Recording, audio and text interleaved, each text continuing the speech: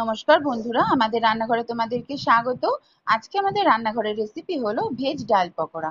এই ডাল পকোড়াটা খেতে এতই সুস্বাদু হয়, যেহেতু সমস্ত রকম সবজি থাকে, ভিটামিনটাও থাকে এই পকোড়াটার মধ্যে।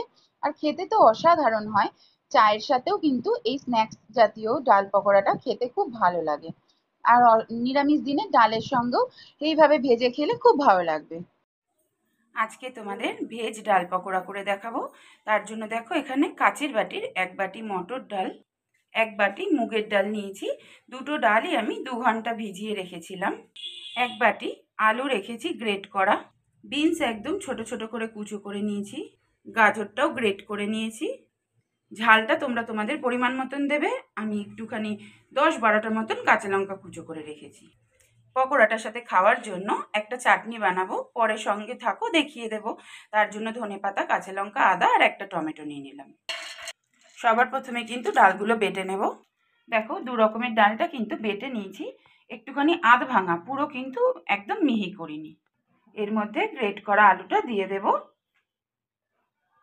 গ্রেট করা গাজরটা দিলাম, বিনস কুচো, লঙ্কা কুচো, হাফ চা চামচের হাফ আদা বাটা দিলাম, হাফ চা চামচের হাফ হলো হলুদ গুঁড়ো দিলাম, লঙ্কার গুঁড়ো দিলাম অল্প, জিরের গুঁড়ো দিলাম, ধনের গুঁড়ো, কালো জিরে দিয়ে দিলাম হাফ চা চামচের হাফ। লবণটা পরিমাণ মতন দিতে হবে। চিনি দিলাম 1 চা চামচ, যেহেতু ডাল আর সবজির পকোড়া, চিনি না দিলে স্বাদ হবে না। 1 চা চামচ সর্ষের তেল দিলাম। শুকনো উপকরণটা হাত দিয়ে খুব ভালো করে মাখিয়ে নিতে হবে। খুব সুন্দর করে সব উপকরণটা ভালো করে মেখে নিতে হবে। শুকনো উপকরণগুলো কিন্তু সব কিছু আমার মাখা হয়ে গেছে। এই অবস্থায় 10 মিনিট আমি একটু রেস্টে রাখছি। ততক্ষণ কড়াইতে সাদা তেল গরম বসিয়ে দিয়েছি। তেলটা গরম হোক আস্তে আস্তে। তেলটা গরম হয়ে গেছে আর 10 মিনিট হয়েও গেছে। এবার ওখানে ডালের মিশ্রণটা থেকে নিয়ে ছোট ছোট করে যেরকম পকোড়া হয় সেই রকম যে কোনো শেপেই সেটা দেওয়া যাবে তেলের মধ্যে। এই সময় কিন্তু আঁচটা লো টু মিডিয়াম ফ্লেমে রাখতে হবে, কারণ খুব বেশি আঁচে কিন্তু বড়াগুলো দিলে তাড়াতাড়ি লাল হয়ে যাবে, ভেতরটা কাঁচা থাকবে। 1 থেকে 1.5 মিনিট এক পিঠটা হতে দিতে হবে একদম লো ফ্লেমে। এবার এক এক করে বড়াগুলো আমি উল্টে দেব। যে কোনো নিরামিষ দিনে কিন্তু এই বড়াটা দুর্দান্ত লাগে খেতে। তোমরা চাইলে পেঁয়াজ রসুন এর মধ্যে কুচো করে দিতে পারো, তাহলে তার স্বাদ আরও দ্বিগুণ হয়ে যাবে। আমি যেহেতু নিরামিষ করে দেখাচ্ছি তাই তোমাদেরকে ভেজ পকোড়া দেখালাম। অবশ্যই কিন্তু বাড়িতে একবার ট্রাই করো, ভীষণ মুচমুচে হয় এই বড়াটা খেতে। চায়ের সঙ্গেও কিন্তু এটা দুর্দান্ত লাগে। দেখো, বড়াগুলো আমার বাদামি কালার করে ভাজা হয়ে গেছে। এই সময় তুলে নিচ্ছি আমি।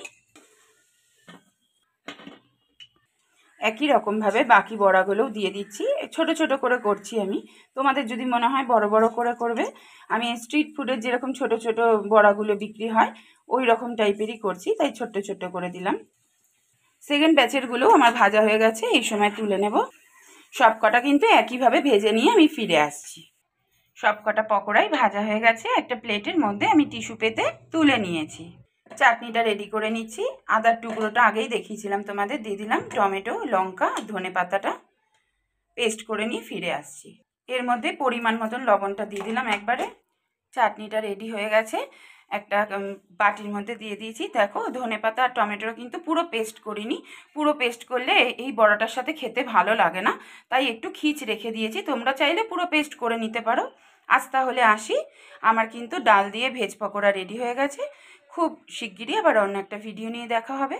আজকের রেসিপি যদি তোমাদের ভালো লেগে থাকে অবশ্যই লাইক কমেন্ট শেয়ার করো বন্ধুরা। আর নতুন যারা আসছো আমাদের রান্নাঘরে, সাবস্ক্রাইব করে আমার পাশে থেকো। ভালো থেকো, সুস্থ থেকো।